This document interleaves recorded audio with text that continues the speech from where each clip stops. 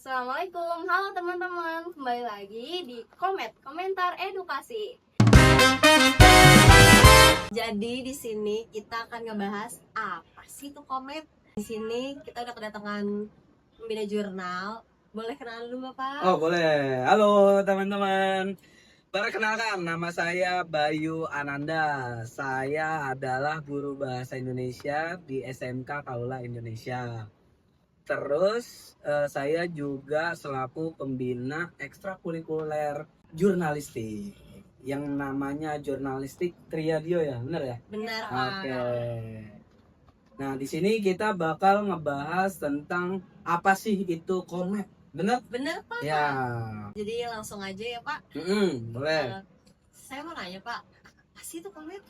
Apa itu komet? Dari namanya aja itu kan komet. Komentar edukasi.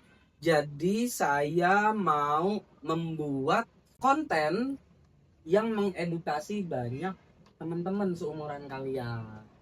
Oh gitu ya Pak. Bagus ya Pak dampaknya buat lingkungan sekitar. Harusnya bukan sekitar aja. Saya mau komentar edukasi ini lebih bisa dirambah sama satu Jakarta, satu Indonesia kalau bisa. Oh keren banget tujuannya. Boleh lanjut ke pertanyaan kedua Pak? Boleh. Yang kedua, buat apa sih Pak konten komet itu dibuat? Oke, kenapa konten komet itu dibuat? Setelah bagi teman-teman yang udah mulai ngikutin komentar edukasi, kita udah buat dua video apa 3 video? Oh, udah ada 3 video. Jadi yang pertama itu tentang ABK, yang kedua itu tentang LGBT, dan yang ketiga itu video perpisahan anak-anak SMA yang kurang senonoh. Oh. Nah, iya. di situ saya berangkat dari keresahan tersebut. Kayak contoh video pelepasan anak-anak SMA yang tidak senonoh.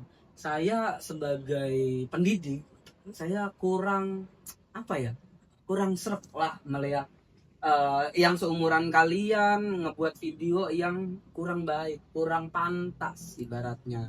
Nah, kenapa konten ini dibuat? Saya pengen temen-temen yang seumuran kalian, entah itu dari SMP, SMA sampai SMK, itu bisa tahu, oh ini nggak baik ya ternyata. Kadang mungkin teman-teman seumuran kalian ini bahkan muslimah atau safira sedikit banyak kayak itu normal pak. Namun kita bakal ngelihat dari sisi pendidikannya, apakah ini pantas dinormalisasi atau enggak. Begitu. Kenapa konten ini dibuat? Karena kita berangkat dari keresahan tersebut, biar anak-anak seumuran kalian itu enggak mengikuti arah yang salah menurut kita, dari sudut pandang kita. Oh begitu ya Pak. Dampaknya bagus banget ya Pak buat penggunaan media sosial yang bijak. Iya, itu sedikit banyaknya muslimah. Kira-kira boleh nanya lebih dalam lagi nggak Pak? Boleh lah. Namanya juga komet gimana?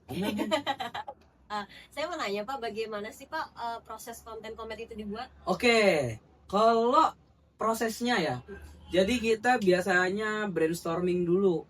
Brainstorming topik apa, substansi apa yang bakal kita mau bahas. Gitu. Jadi kita nyari dulu, ngegali dulu, apa sih yang lagi viral, apa sih yang penting untuk anak-anak seumuran kalian. Dan itu nggak semua berita kita bisa kontenin. Pilih-pilih. Jadi harus pilih-pilih. Karena kita nggak mau nyenggol, kita boleh bilang politik. Itu kan sensitif. Ya. Dan banyak hal-hal yang sensitif lainnya.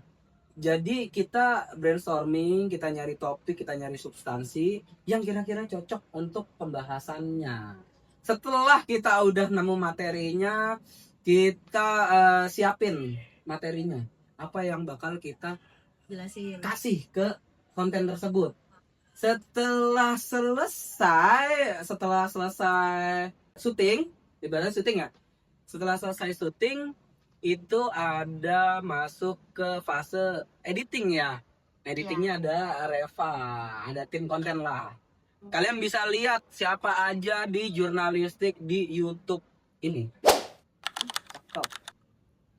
Oke. Dilihat ya teman-teman. Mm-mm. Jangan lupa like, subscribe, and share. Like, subscribe, and share. Nanti sekalian TikToknya nih. Terus Instagramnya. Oke. Karena konten ini Di atas, oke. Berarti kontennya bukan yang asal yang lagi viral doang kan ya Pak? Oh ya? enggak. Kita kalau boleh jujur, kita nggak mau nyudutin si konten yang kita omongin. Contohnya kalau kalian bisa lihat yang ABK itu kan tertuju sama satu orang. Nah kita bukan nyudutin si pelaku tersebut. Namun kita nggak mau itu kita normalisasi kelakuannya dia. Jadi kita nggak menyudutkan si pelaku, tapi kita nggak membenarkan perilakunya dia. Itu doang. Doain teman-teman. jadi kita nggak boleh ngebully. Iya sih. Lah, Pak, kan sekarang kalau di spam banyak yang ngebully. Ya. Apalagi dengan bener-bener. anak-anak yang kondisinya pasif gitu. Mungkin nanti bisa masuk ke komen berikutnya. Oke, kita lanjut ya teman-teman. Pertanyaan selanjutnya, di mana sih Pak konten komen itu dibuat? Di mana konten komet dibuat? Oke, kita karena ini eskul sekolah SMK Kaula Indonesia, jadi kita pure buatnya di sekolah Kaula Indonesia. Sekarang ini kita ada di sebelah kantin. Mungkin teman-teman bisa lihat itu adalah keseluruhan sekolah kita. SMK Kaula Indonesia ada di mana? Di sini alamatnya. Apin. Jadi teman-teman yang belum daftar negeri, kalau nggak terima negeri, kesini aja karena ada eskul jurnal. Seru banget. Pembinanya Santai. Pembinanya Pembinanya asik. Nggak pernah ngebully. asik, kompak, kekeluargaannya erat banget. Oke, Solid. ya, kita lanjut aja ke pertanyaan berikutnya. Mm-mm. Kalau boleh tahu Pak, untuk siapa sih komet itu dibuat? Untuk siapa? Tadi saya sedikit banyak udah ngejelasin. Untuk anak-anak SMP, untuk anak-anak SMK, SMA seumuran. Dia untuk semua orang ya. Iya, lebih fokusnya ke itu muslimah, lebih ke kategori SMP, SMA ataupun SMK. Begitu. Ada lagi? Udah ya kayaknya segitu aja. Iya. Ada. Mungkin di next selanjutnya. Gimana sih next one? Selanjutnya sama. Kita buat konten tersebut untuk mengedukasi teman-teman. Terlebih di jenjang pendidikan. Jadi kita nggak cuma pengen kita nggak cuma ingin famous tapi Nggak kita kayak mentingin viewers dong Bang. Enggak. Kayak gitu. Sudah iya cucu. intinya tunggu konten-konten komet selanjutnya.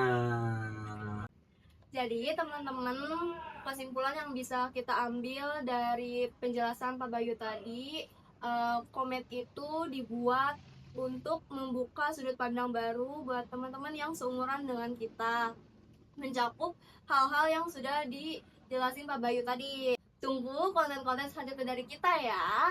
Dadah.